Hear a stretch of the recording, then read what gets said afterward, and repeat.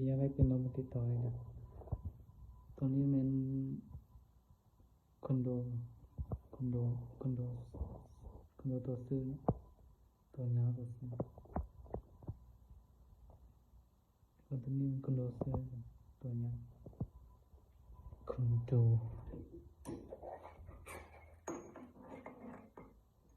ตัวยาวตัวนี้เป็นตัวสั้น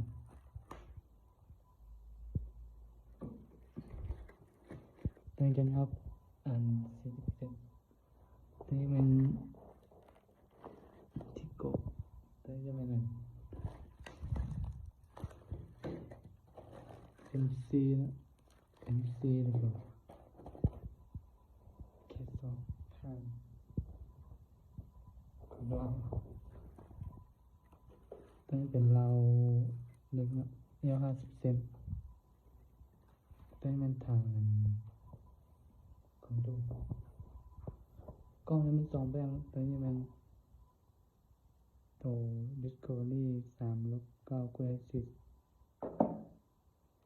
กับ Discovery ตัวนี้มัน4/16 Quad 42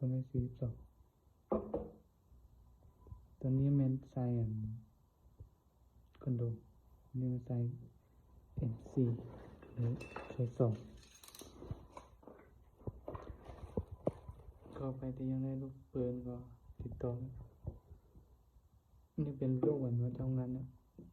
นี่จะยิงถึงกว่ารอแบบนี้ยังไม่นั่นตัวยังสับใหญ่ตัวยังสับใหญ่อยู่เลยลูกจะใหญ่กว่าลูกกลม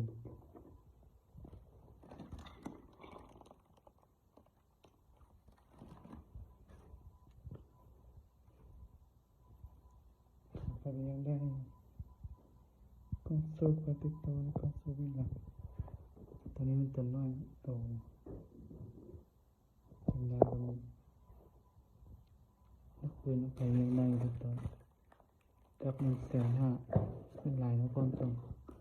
ตัวนี้เทียบกว่าตัวนี้ทำงานตัวนี้เขียน2กันคอนโด2กัน